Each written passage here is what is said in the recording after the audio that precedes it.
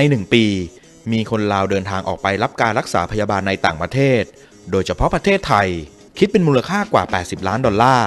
หรือหากนับเป็นจำนวนครั้งมีคนลาวเดินทางไปประเทศไทยเพื่อรับการรักษาพยาบาลถึง 300,000 ครั้งต่อปีนี่คือผลสำรวจที่ทำให้วารีเวชพงศ์เห็นโอกาสทางธุรกิจประกอบกับพื้นฐานธุรกิจครอบครัวที่เป็นผู้นำเข้าอุปกรณ์การแพทย์และยาอยู่แล้วจึงทำให้เธอตัดสินใจเปิดคลินิกเวชพงศ์ในเวียงจันทร์เป็นคลินิกขนาดใหญ่มีบริการด้านการรักษาพยาบาลแบบครบวงจรสบายดีข้าพเจ้าชื่อวารีเวชพงศ์เนาะเป็นผู้อำนวยการของเวชพงศ์คลินิก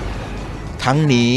หากมองภาพรวมของระบบการรักษาพยาบาลในลาวจะพบว่าสถานพยาบาลไม่เพียงพอต่อความต้องการยิ่งไปกว่านั้นคนลาวบางส่วนไม่มั่นใจในมาตรฐานการรักษาพยาบาลทั้งที่ความจริงมีแพทย์ชาวลาวที่เก่งและจบการศึกษาจากต่างประเทศหลายคนแต่ด้วยความที่คนลาวยุคใหม่มีฐานะดีขึ้นจึงเลือกที่จะเดินทางไปรักษาพยาบาลในต่างประเทศมากกว่าแต่วารีบอกว่าจากการสอบถามของเธอพบว่า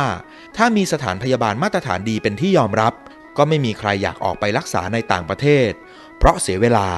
ยุ่งยากและญาติพี่น้องไม่สามารถไปเยี่ยมให้กำลังใจได้ดังนั้นการเปิดคลินิกเวชพงศ์จึงตอบโจทย์และสนองต่อความต้องการเหล่านี้ด้วยบริการรักษาพยาบาลที่มีคุณภาพในตลาดของเมืองลาววารีมั่นใจว่าคลินิกเวชพงศ์เพียบพร้อมด้วยเครื่องมือทางการแพทย์และบุคลากรที่มีคุณภาพมีระบบการจัดการที่มีประสิทธิภาพเพราะได้ผู้เชี่ยวชาญจากประเทศไทยในแต่ละแผนกมาจัดระบบและอบรมพนักงานจึงกล่าวได้ว่ามีการบริหารจัดการเทียบเท่ากับโรงพยาบาลเลยทีเดียวพร้อมกันนี้ยังได้เซ็นสัญญากับแวนเบเรดาบริษัทประกันภัยของอเมริกาซึ่งได้แพทย์จากสิงคโปร์มาช่วยตรวจสอบการให้บริการจึงนับเป็นการการันตีอีกชั้นหนึ่งถึงมาตรฐานของคลินิกเวชพงศ์และนอกจากบริการรักษาพยาบาลแล้วคลินิกเวชพงศ์ยังมุ่งมั่นให้บริการตรวจสุขภาพให้กับพนักงานออฟฟิศคนงานของโรงงานต่างๆรวมถึงประชาชนทั่วไปด้วยซึ่งวารีบอกว่าบริการตรวจสุขภาพถือเป็นตลาดใหญ่สามารถสร้างรายได้ไม่ใช่น้อยเพราะปัจจุบันคนลาวให้ความสำคัญกับการดูแลสุขภาพของตนเองซึ่งการทำตลาดให้คนลาวเลือกใช้บริการตรวจสุขภาพกับเวชพงศ์คลินิกไม่ใช่เรื่องยากเพียงสื่อสารด้วยความจริงมีความซื่อสัตย์ไม่โฆษณาเกินจริงและรักษาภาพลักษณ์ที่ดีให้คงไว้เช่นนี้ตลอดไปก็สร้างความเชื่อมั่นได้เป็นอย่างดีเวชพงศ์คลินิกของพวกเขาก็ดีทั้งนี้ธุรกิจบริการด้านสุขภาพไม่ใช่แค่ธุรกิจดาวเด่นของนักลงทุนลาวเท่านั้นแต่กำลังเป็นที่สนใจของนักลงทุนต่างชาติซึ่งมีหลายประเทศที่เข้ามาสำรวจและมองหาลู่ทางในเวียงจันทร์ไม่ว่าไทยสิงคโปร์มาเลเซียญี่ปุ่นหรือเกาหลีใต้ซึ่งคลินิกเวชพงศ์มีการลงทุนอย่างเต็มที่เพื่อรองรับการแข่งขันและเตรียมพร้อมรับการเปิดเสรีอาเซียนซึ่งวารีมองว่าเป็นความท้าทายที่มาพร้อมโอกาสสำหรับนักธุรกิจลาวทั้งหมดคือภาพรวมธุรกิจด้านสุขภาพของลาวที่ยังไม่เพียงพอท่ามกลางกระแสตื่นตัวด้านสุขภาพและการพยายามสร้างมาตรฐานเพื่อให้เกิดการยอมรับจึงนับเป็นตลาดที่ผู้ประกอบการไทยในธุรกิจดูแลสุขภาพไม่ควรมองข้ามเวชพงศ์คลินิกตรวจสุขภาพและปีนป่วยพยาธิทั่วไปสำหรับผู้ใหญ่และเด็กน้อยด้วยเครื่องมือการแพทย์ที่ทันสมัยมีทานหมอและที่ปรึกษาระดับมืออาชีพในการปีนป่วยพยาธิต่างๆพร้อมมีเครือข่ายเชี่ยวชาญทั้งภายในและต่างประเทศนำใช้ระบบเก็บกำข้อมูลที่ทันสมัยสามารถส่งต่อข้อมูลให้ห้องหมอทันทีในกรณีฉุกเฉินเวชพงศ์คลินิกร่วมมือกับห้องแลบและนำใช้อุปกรณ์การแพทย์ที่ได้มาตรฐาน ISO ทั้งเป็นสมาชิกของ EQA Center Lab ศูนย์สอบเทียบเครื่องมือและผลวิเคราะห์มาตรฐานสากลเวชพงศ์คลินิกตกแต่งด้วยบรรยากาศที่อบอุ่นสะอาดงามตาเพื่อให้ทานรู้สึกผ่อนคลายกับการมาปีนป่วยสุขภาพด้วยประสบการณ์ของผู้บริหารที่ได้เฮ็ดเวียกในวงการแพทย์มาเป็นเวลากว่า20 ปีการให้บริการของเวชพงศ์คลินิกจึงถูกออกแบบมาอย่างมืออาชีพเพื่อให้ลูกค้ามั่นใจว่าได้รับคุณภาพสูงและมาตรฐานที่เชื่อถือได้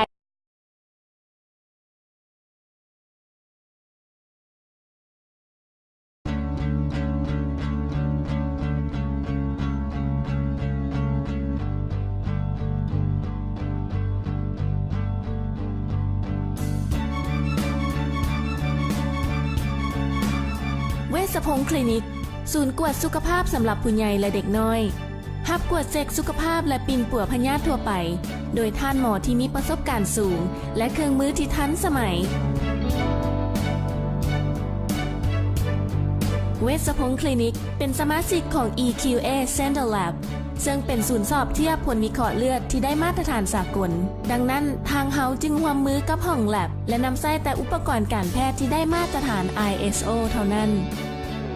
เวชพงศ์คลินิกยังมีที่ปรึกษาระดับมืออาชีพในการปิ่นปัวพยาธิต่างๆและมีเครือข่ายทันหมอผู้เชี่ยวชาญทั้งภายในและต่างประเทศไว้คอยช่วยเหลือทานพร้อมทั้งใช้ระบบเก็บกำข้อมูลที่ทันสมัยสามารถส่งต่อข้อมูลคนเจ็บให้ห้องหมอทันทีในกรณีฉุกเฉิน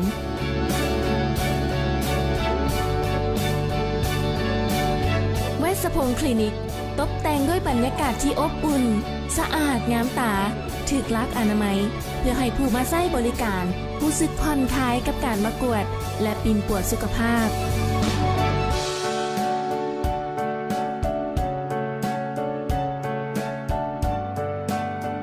ด้วยประสบการณ์เฮ็ดธุรกิจในวงการแพทย์และวงการการยามาเป็นเวลากว่า20 ปีของผู้บริหารเฮ็ดให้เวชพงศ์คลินิกเลือกนำใช้แต่อุปกรณ์การแพทย์ที่ดีที่สุดเท่านั้นเพื่อให้มั่นใจว่า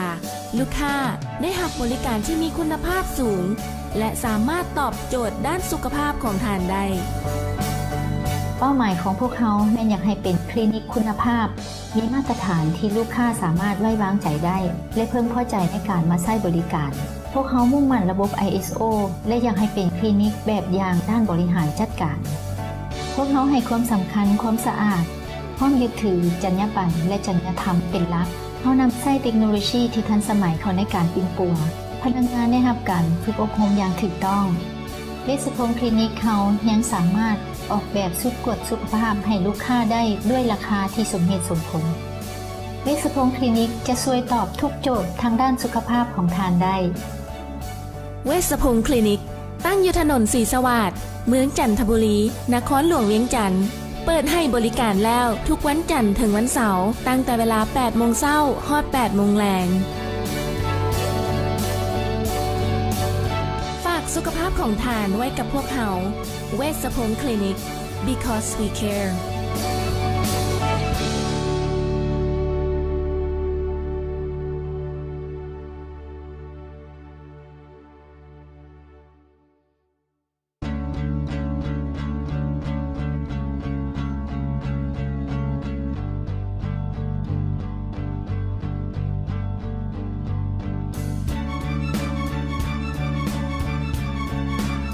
เวชพงศ์คลินิก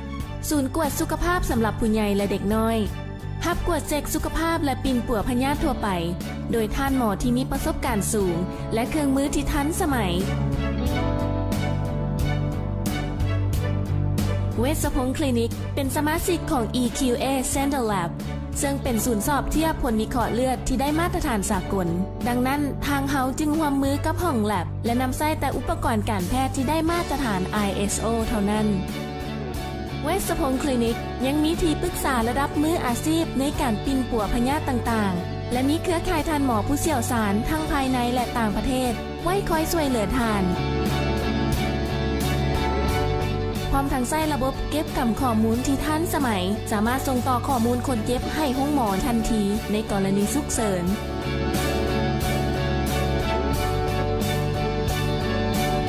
เวชพงศ์คลินิกตกแต่งด้วยบรรยากาศที่อบอุ่น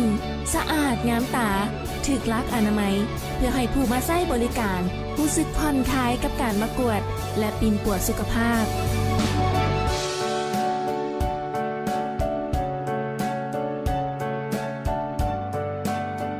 ด้วยประสบการณ์เฮ็ดธุรกิจในวงการแพทย์และวงการการยามาเป็นเวลากว่า20 ปีของผู้บริหารเฮ็ดให้เวชพงศ์คลินิกเลือกนำใช้แต่อุปกรณ์การแพทย์ที่ดีที่สุดเท่านั้นเพื่อให้มั่นใจว่าลูกค้าได้รับบริการที่มีคุณภาพสูงและสามารถตอบโจทย์ด้านสุขภาพของท่านได้เป้าหมายของพวกเขาแม่นอยากให้เป็นคลินิกคุณภาพ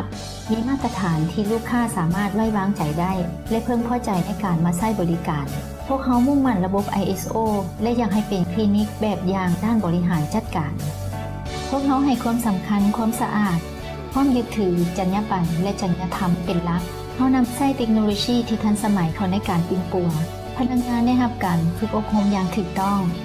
เวชพงศ์คลินิกเฮายังสามารถออกแบบชุดกวดสุขภาพให้ลูกค้าได้ด้วยราคาที่สมเหตุสมผลเวชพงศ์คลินิกจะช่วยตอบทุกโจทย์ทางด้านสุขภาพของทานได้เวชพงศ์คลินิกตั้งอยู่ถนนศรีสวัสดิ์เมืองจันทบุรีนครหลวงเวียงจันทน์เปิดให้บริการแล้วทุกวันจันทร์ถึงวันเสาร์ตั้งแต่เวลา 8 โมงเช้าฮอด 8 โมงแลงฝากสุขภาพของทานไว้กับพวกเขาเวชพงศ์คลินิก because we care